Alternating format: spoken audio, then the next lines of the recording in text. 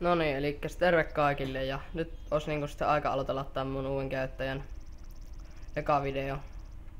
Ja tää eka video on nyt sitten Minecraft Tech Kitin parissa. Ja nyt mä näytän teille kuinka tehdä tällainen guari, joka niinku sitten kaivaa tätä dungeonia alaspäin näitä cobblestone transport pipeja pitkin laittaa tänne chestiin, eli on tosi kätevä kone ja näin, että pitäisi nyt ehtiä semmonen sopiva paikka täältä. Ja mä nyt teen tän tähän. Täällä onkin vanha landmark. Joo, eli ekana te tarvitte tällaisen niin landmarkin. Tällä voitte niin määrittää sen alueet, minkä kokoinen tulee. Ja sitten vaan näin laitella ne tähän. Mä teen tämmösen aika pienen kuorin. Ja sitten seuraavaksi vaan tuplaklikkaatte sitä. Tulee tällainen punainen kehä tähän. Sitten vaan laitetaan yhteen näistä kulmista tämä kuori. Sitten käytte keräämässä nämä landmarkit vaan pois täältä. Näin. Ja okei, mä nukun kyllä tässä välissä, koska muuten ei näe mitään.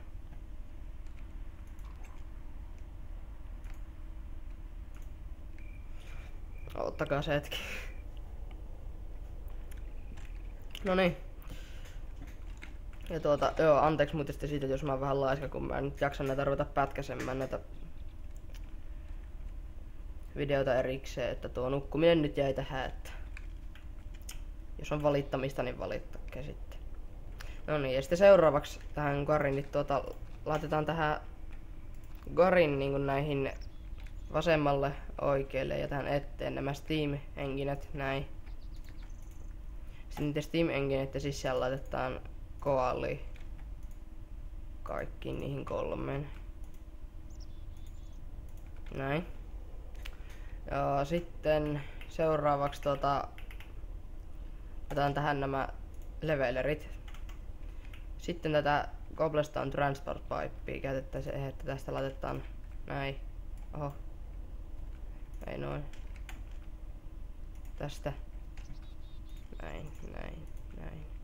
Sitten otatte vaan tähän lähelle niinku vaikka chestit näin.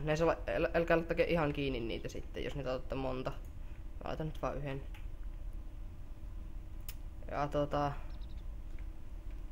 seuraavaksi taaskin sitten vaan, että laitetaan nämä levelerit päälle. Ja se rupeaa vaan rakentamaan tähän tätä runkoa.